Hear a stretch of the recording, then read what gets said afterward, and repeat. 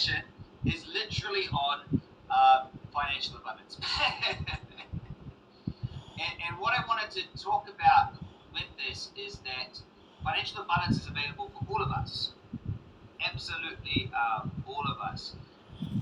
Yet, what we code up that financial abundance will give us is actually the reason why we can't have it. And so the topic for today was freedom, choice, love, and authority. Your resistance to freedom or choice or more love or being an authority is actually blocking your ability to have money. Does that make sense? That's actually what it is. The money is there. The money is there. It is. There is so much, and I've got a little saying that it is as much money in the world as there are desires and problems, multiplied by the amount of credit that's been created in the system. It's there. It's completely there. It's available, and it flows in a predictable and certain pattern. When it comes to money, there's two worlds of money. There's creating or receiving money, and then there's using the money to grow itself, to grow. So there's not that much that you do with money. To create it, you add value to other people in a way that they would like to pay for that value. And then to grow it, you buy assets that other people will rent off you or use. It's all you do. It's like these assets can increase in value. Someone can lease it off you, they can rent it off you, or it can provide a service. So you're only doing a couple of things. You're creating it, and then you're buying things that it grows. It's a very, very simple thing. But the truth is many of us, if you're like me, grew up in a working class or an employee mentality. And I didn't grow up in a negative one. I just grew up in that's the way it was. I had family members that go to college and university. They study really hard, work hard, and working hard is what creates money. Did anyone else have that upbringing? That's what happened to me. Is that you work hard and you must deserve money.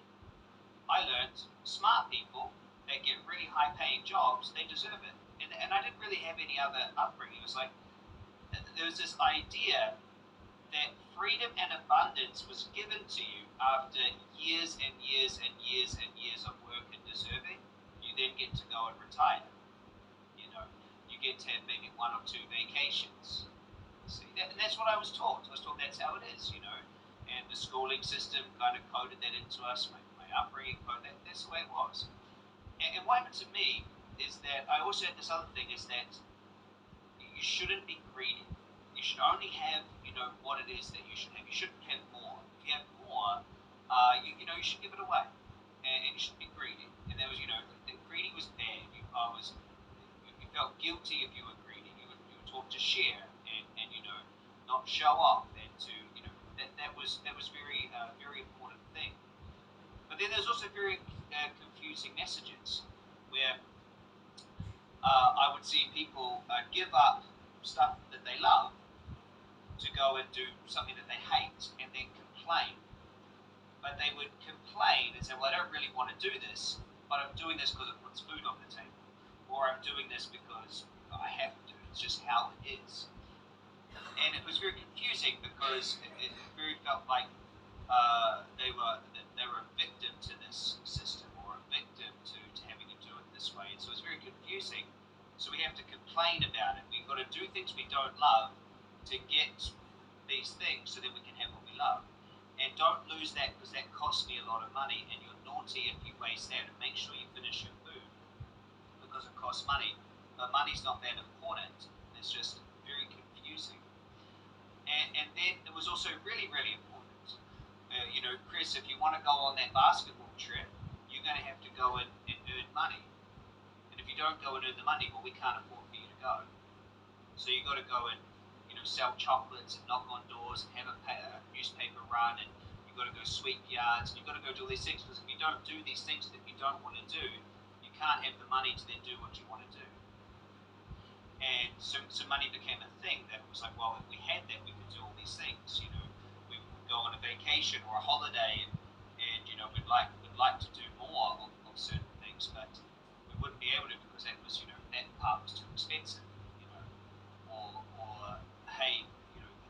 there was a lot going on for me, and I think that we can all think back into how we were, brought up and try to remember, understand, what was going on for you.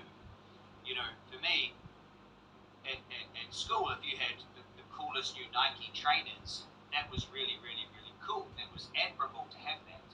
But you shouldn't have too much of it, otherwise you're a show-off, you know. And if you have really nice stuff, actually other people might want to steal it from you, so you better write your name on it. So I learned that if you have really nice stuff, people might want to steal it. But in fact, you can be judged and shamed by others for having too much.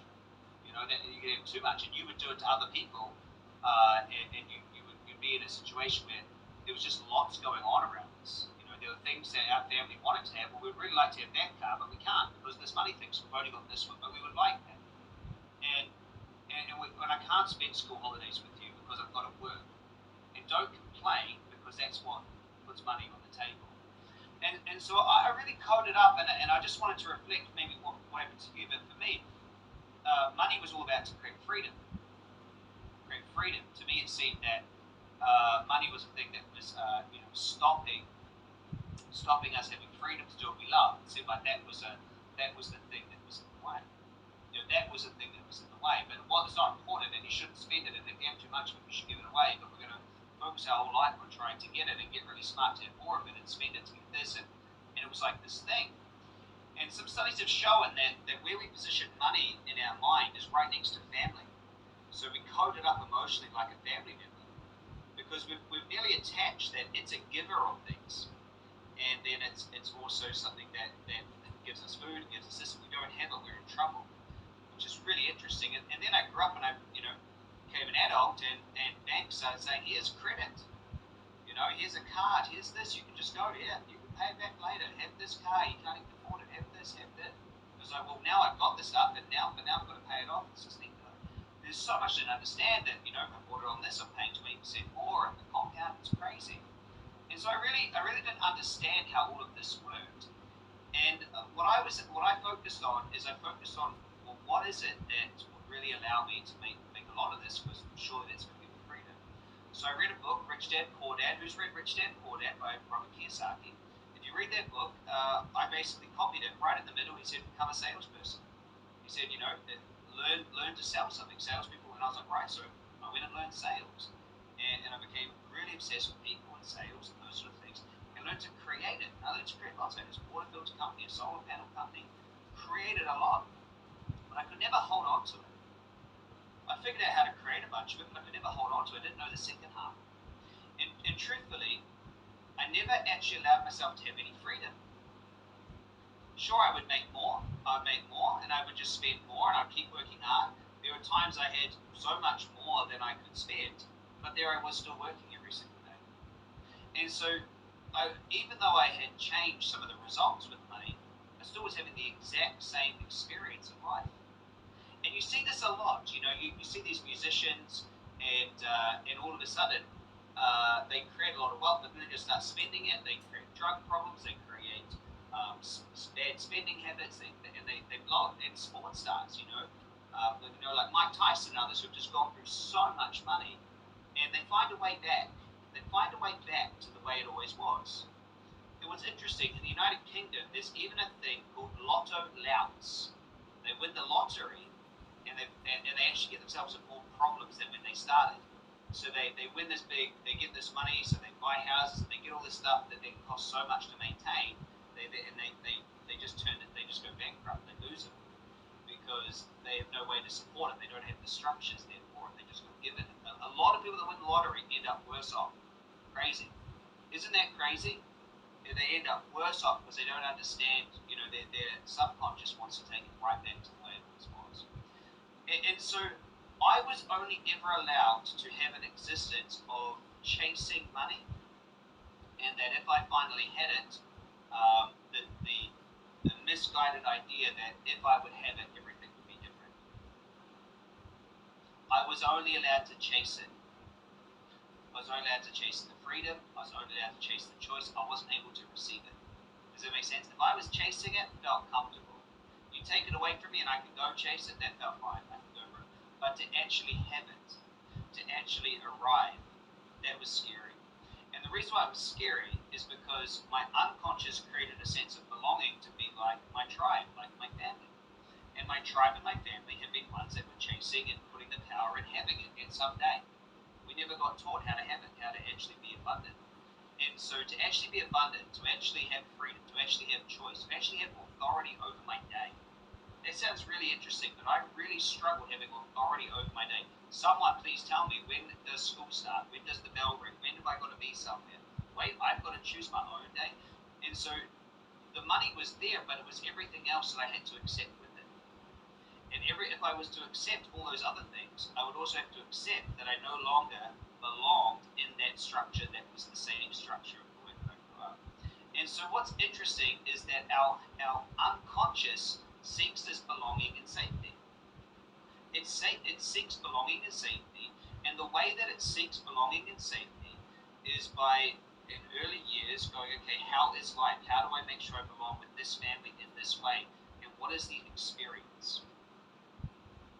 Does that make sense? It's what is the experience? Randall's just posted here, 75% of people who have won lotto have lost it within 3 years. 95% of those people are worse off than when they won it by year 5. 95% of people. I'm going to put that in my notes. Thanks, Randall. That's really great. Isn't that interesting? So your unconscious just seeks that belonging, and what it codes up is that what is safe is what we grew up with. That's safe. And the reason why they call it safe is that it's survivable. It's survivable. I can survive being someone chasing. I know how to survive that. And so it's binary. I can survive that. Everything else I don't know if I can survive it. And so it's very interesting. It's very interesting to realize that there's actually no way to create wealth and keep wealth unless you up-level your unconscious. There's two ways to do that. One is to have a significant emotional event that completely changes your outlook on life, like a near-death experience or something that is absolutely like shocking and changes all your coding, that it's not safe to be broke anymore. Okay? Or you can upfront do patterns and things like we're going to talk about today, so you don't have to wait for some absolute crazy tragedy or something really bad to come along and give you that upgrade. I've got a bit of a belief that either you do the work yourself or you're going to find a way to get into the work. And it's very traumatic to have to experience the shift without, as you walk through the world. It is much more enjoyable to create the revision of these beliefs here and to shift into. And so it's not what money is, because money is simply just a measurement. It's a measurement of choice, of value. It's what you believe it's going to give you. That's the problem. Does that make sense? It's what you believe the world would be like if you had it, that your unconscious can't accept. See that? Because there's more than enough of it around. So you've got to always consider, well, if there's more of it enough around, and I'm talented and smart, and I'm a capable person, surely I can figure this out. It's not a thing, but it's what would happen if I had it. So we're going to go through some great process today, but we're going to first really start to think about our relationship with this, freedom and choice and authority and love and abundance and all these things. So the question that I have for you is, what would you do if money was no problem at all? So if money was just no problem for you, and the only thing you can't do is give it away. You can't just say, I'm just going to give it away. So what would you do if money was no problem at all? So you just had it. How would that? What would you do with life? So if right now something happened and it said, you're going to get $10,000 a week in perpetuity coming into your bank account every week, $500,000 a year, and that's after tax, that's clear money in your bank, and you don't have to do anything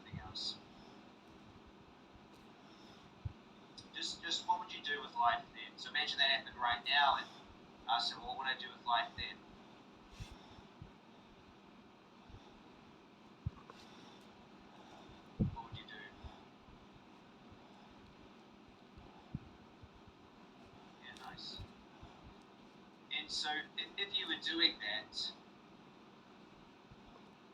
and some people are actually just saying that they're going to pay off debt and buy houses and these things. Yeah, let's just say you've done all of that. I mean, you can only live in one house.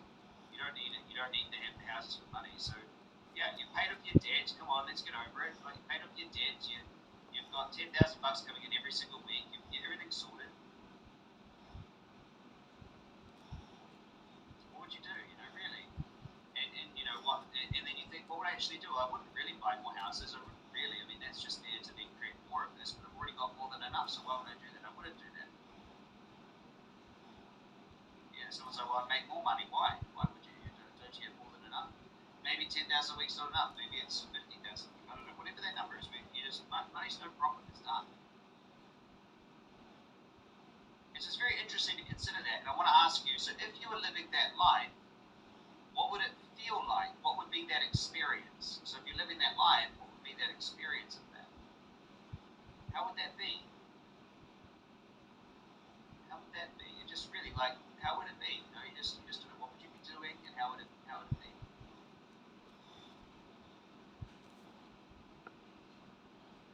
Yeah, how would that be?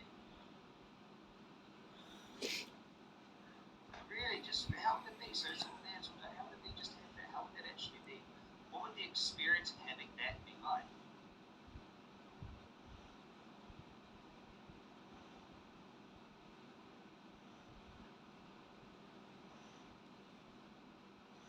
Someone's typed in, wouldn't it be boring? Isn't that interesting? That there's an aspect of us that would think that if we didn't have to make money, life would be boring. I can, it's a very interesting thing. It's not judging, just noticing that's very interesting. And then some of us want to ignore it. We said, I'll do whatever I want, when I want, blah, blah, blah. Well, what is all of those things? Because that's just a vague statement. We're not feeling it. How would it actually feel if you were in that experience? Really, what would that be like? What would you focus on? How would you do it? And I just want you to notice how that compares to how life's normally been like for you over your life. Is that the same or different than how it's been?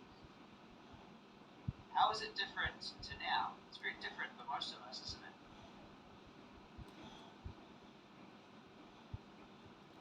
Isn't it different? Let me know, how different is it? Like, if you were like that. And so I actually believe that the answer to that second question, how it would feel, what would be the experience, I believe that's actually our true nature. And that most of us are knocking ourselves out of our true nature because of this I need to get money. Who thinks that's an interesting premise? I don't think it's true, but completely true. But it's a nice premise, isn't it? It's like when you tune into that, that's actually our true feeling. That's actually being a creative essence, isn't it? Isn't that a bit cheeky of me, wasn't it? Right? We really feel it. We go, well, this is what I'd be doing. This is how it is. So how is that different to now? So the difference between those two, how it would be and how it is now, the gap, that's the equivalent amount of resistance that your unconscious has. Because your unconscious is saying, this is what's safe, this is what's survivable, this is the way I am here, and then over here, this is where I want to be. This is how it would be. And the difference between those two, that force field between those two, is all the reasons why you're not allowed to have it, because this is safe. And so what we need to do is take this feeling and bring it in, right, and experience it as it is now.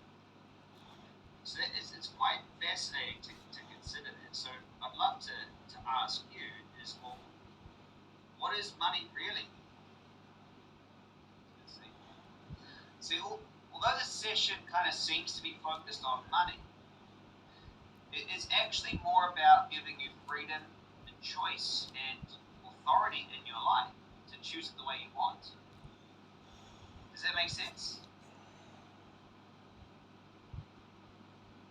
So that's what it's really about, because that's what we all believe it's going to give us. See? It's like letting your life, what your life will be like instead of letting the world, your friends, your family, your history, your fears, your limits, what you think really define you. And so this session isn't really about greed. It's not about fear.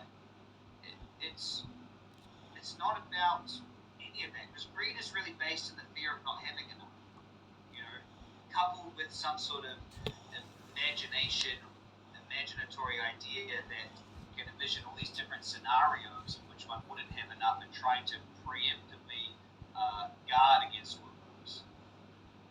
It's when you really truly know that you create your life, when you feel it all the way down to your bones. You won't need to have all the money in the world to feel choice and freedom and safe and happy. You won't need it.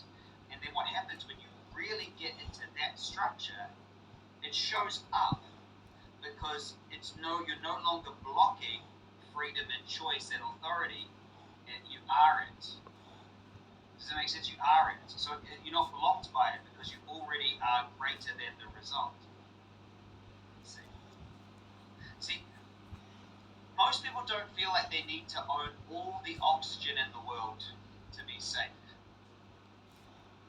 True? We don't think we need all the oxygen in the world. We don't walk around with oxygen tanks in case there's not enough anymore. We breathe in what we need, and it's there. And we trust when we go to take another breath that it's there again. True? You don't look at somebody else and go, look how much air they've got. It's just there. I think there is as much oxygen in the world, as much hot air in the world, there is infinitely more money opportunities. And so part of the trouble people have with money is that they assume there's some sort of limited supply. And I think those of us who've lived through, the last few years realize that, people can get credit for pretty much anything, and the government will print a bunch of it so that it's there. It is unlimited, and it's a measurement way that we can measure value, and it's basically a creation. I want you to get this. Money is just an idea. It's an idea that we've made up. And ideas are limitless. In fact, ideas are in the air, and money's just an idea because all it is it's a way that we are measuring, exchanging value, and so that we have a system to do it.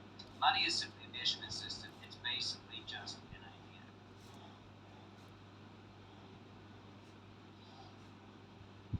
So breathe that in, friends, because it's just time for us to put down those old ideas that we can't just have it all, that you're allowed freedom and choice, but you must be it to see it. True. As soon as I let go of the idea that money would give me freedom and choice and happiness and everything else, and that it was something I had to work hard and to get all these things, and I realized that it's just a measurement and I'm above it all now, and I just need to create things that people want to pay for, and I did that. It flowed to me, no problem. And you know what? I wouldn't spend 5%. I wouldn't spend 2% of my income. There's nothing extra I need. It's there, and that's on myself. It's there, and I share it, and I give it away, and I do all sorts of amazing things with it that make me happy. But I only would need maybe 1% to it. It's really interesting. I remember having that really amazing realization. It was about 6 years ago, and I write about this in my book. Actually, so some of you know this story, but I saw these old gentlemen, and they had so much more freedom than me. And here I was I had 2 gyms or 3 gyms, 2 hair salons. I had an education company, a digital marketing company. I'm sure I had something else going on. I was speaking, but I had all these things going on. We were making millions of dollars, but I had absolutely no freedom. And then there were these 2 guys I saw, and I remember just sitting there so stressed out. I had all this stuff going on, and they were just fishing, and they looked like they had I don't know, $10 to their name or something. But I'm just being judgmental. They just didn't look abundant, but they were having a great time. It was a Tuesday morning, and I remember just going, they had more freedom than me. And that's when I started telling Scott, my wife, I was like, you know what? I think people can get free on very, very little amounts of money. Yet we just create these lives that need all of this extra stuff that really stops us having that freedom that we want. And I just said to everyone, I said, you know what? I could probably just be free of like $5,000 a month. I was like, that's all I need, and that could cover a decent rent and I would be free. And I remember realizing, because I had this other idea that to be free you had to have millions. And as soon as I realized how small it was, I was like, I let everything go. Got rid of it all and just went, well, I can have it. Because for me, it was about freedom.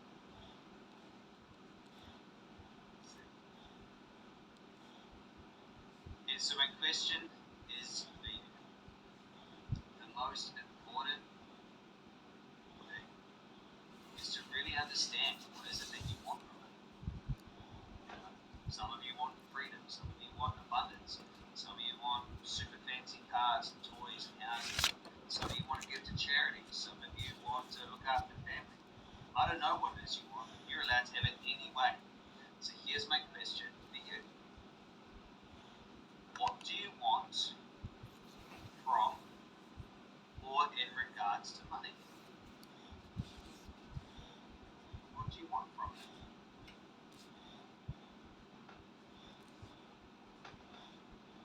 Please type it in or write it down. Give me number one when you've really done it. What do you really want from it? What do you want from or in regards to money? Just ask this, what is it that you want? For me, freedom. For me, choices. For me, running a great business.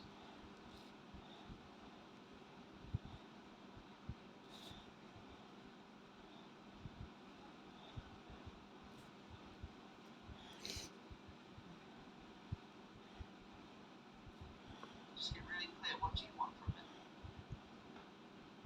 There's no right way to answer. It's just what do you want from it? I want lots of nice stuff, Chris. Great.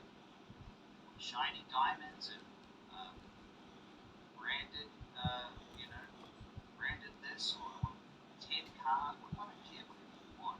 Life's or I want charities. I want this. I want to travel. I don't know. What do you want? What do you want from it?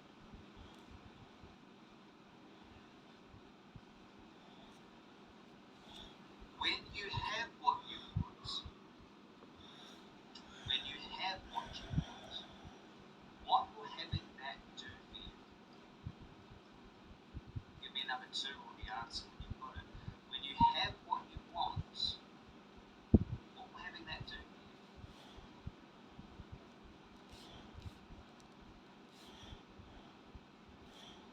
I remember thinking, well, what will having that do for me? Well, I remember going, well, I would just be able to coach. I'd be able to give away my time. I'd be able to walk on the beach. Well, I just said,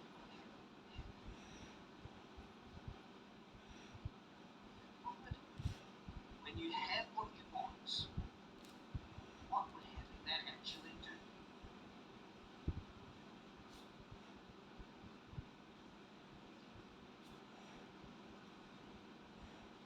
And if you've removed stress or if you have a feeling of ease, what would having that do? What would having the freedom do? What would having that abundance do for you? What would having that nice car and that amazing watch or that house or that boat? What would having that do? What would it allow you to be and to share experience? Interesting. Just get really clear. Okay, number three. How will you know when you have what you want?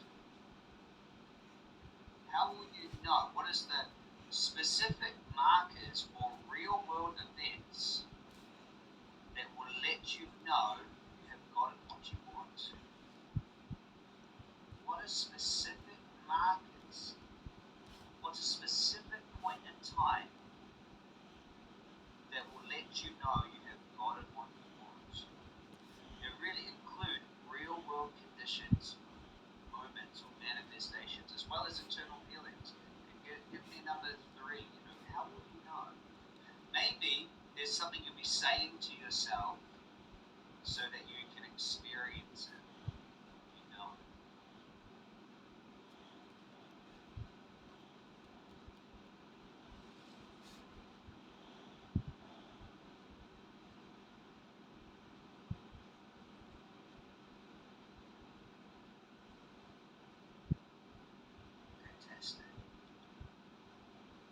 So where, when, and with who would you want this? Where, when, and with whom do you want this? So where's this going to happen? When's this going to happen? And who are the people you're going to do this with? Because, to be honest, you probably don't just want to do it with you on an island by yourself with nobody there. So where, when, and with whom do you want to do it? Who do you want to do this with? Who do you want to do this abundance, this freedom with whom?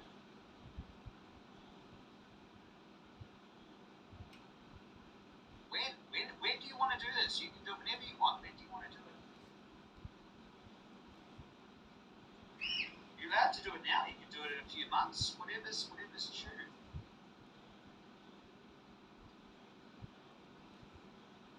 So now let's get into some nitty gritty with this. This is the fifth question. How will all of this affect important people in your life, both positively and negatively? How will this affect important people in your life, both positively and negatively? So think about the positive and the negative. Not everyone's going to be happy about this. Some people will definitely be, they will feel less than, they will feel challenged, they will judge it, they will feel changed, they will feel loss of connection, there was all sorts of stuff. So how will this affect important people in your life? Not everyone will be happy. Everyone say, everyone's going to be happy. No, they won't. No, they won't.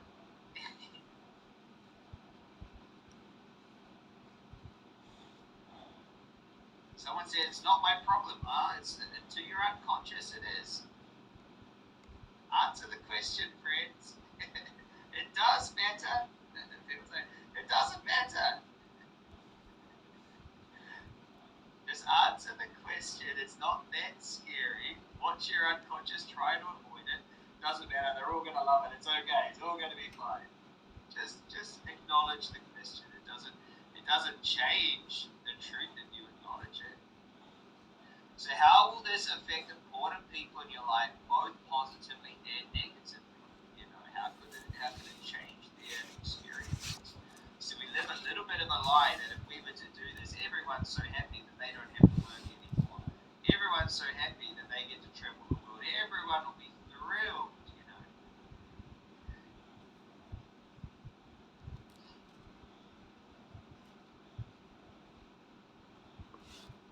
A lot of times we would lose connection with those who haven't found abundance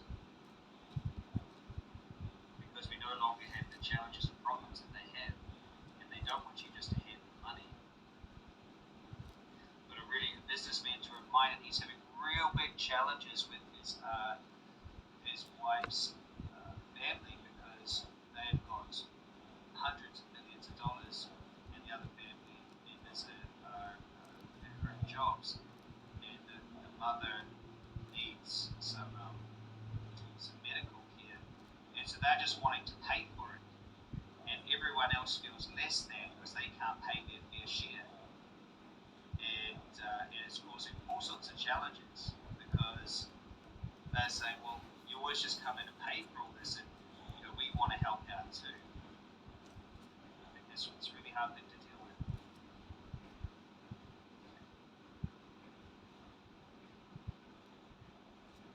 Interesting.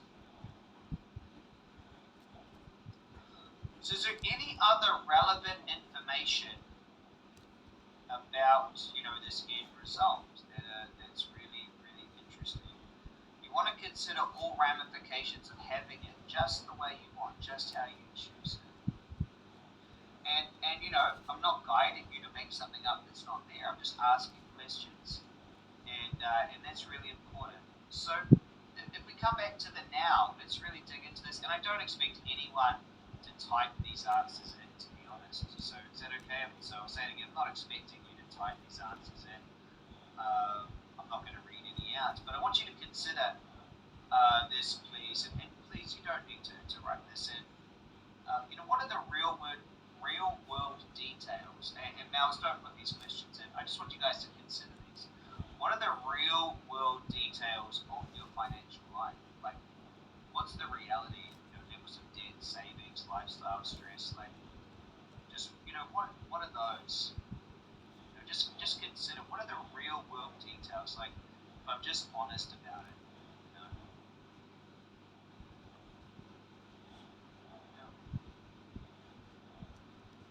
What are you currently experiencing around money? You really just, what am I? Yeah.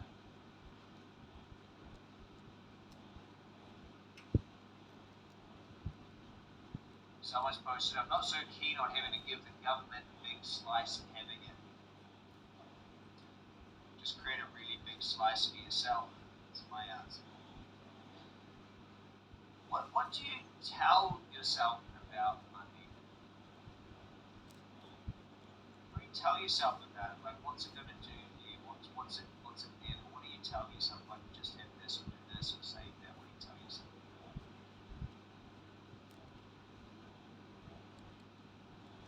When you ask, well, why are there so many rules, or why do I have to pay this? What are you really saying? Why is it so unfair?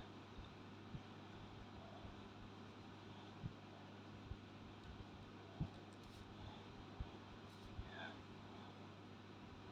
So when you think about what are you currently experiencing around money in the emotional states, what are the emotional states you experience around money in your financial situation?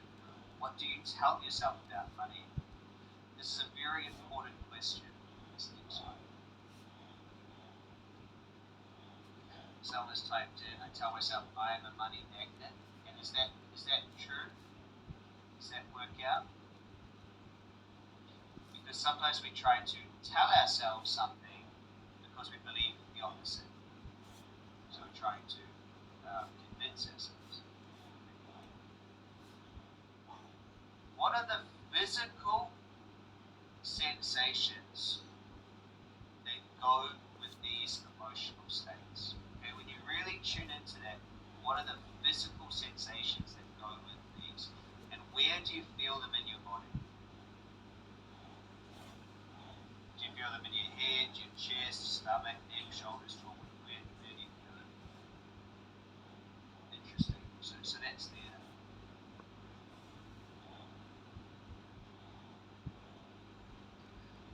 So we're going to do recode. My question for you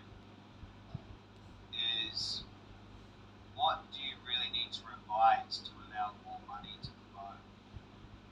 We get in that end result of what you really want. I'll let that sit there. So should we have some fun with recode? Is that some good awareness? There's no good reason why you don't have the choice, abundance, freedom, authority, money that you choose. The only good reason is that you have. There's no good reason why you can't create it. There's many good reasons why you can it. That's because your unconscious is doing a brilliant job.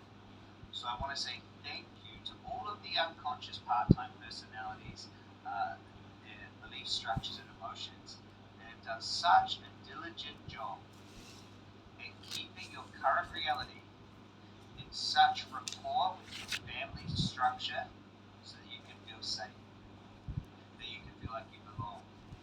And we want to thank all of them, and we want to choose to create the money and success in our life and feel a deep sense of connection and belonging with our tribe and our family. How does that sound? I choose to have this level of financial wealth and abundance, and I also choose to have that. Because if you can find other ways to create the choice of having that belonging, feeling, safety with your family that has nothing to do with money, you can have it all now. It's such an eye opener. It's amazing. And just on that, one of the things that a lot of us pretend is we're going to make money to then go save our family, give it all to them, and it's a really interesting structure. It's like we're not allowed to just have it, we've got to give it. And unfortunately, what we're saying with that message is they're not allowed to have life the way they want it. Does that make sense? It's like you're not allowed to have that. You're basically judging the way that they've chosen it to be. Saying you've got the ability to have it your own way, so I'm going to give you this because I'm the savior of you. And we do it in a good intention, but it always comes across as I could have figured this out myself. Just imagine someone else just turning up and giving you all this cash, and you're like, wait, what? No, I'm fine, I'm good. I'm good. I'm figuring it out myself. You don't want it, you see. And it's an interesting savior victim pattern. In order for you to save someone, there has to be someone that needs saving. And we can nearly hold people in our conscious thought that they need saving. I'm going to save them. I'm going to save them.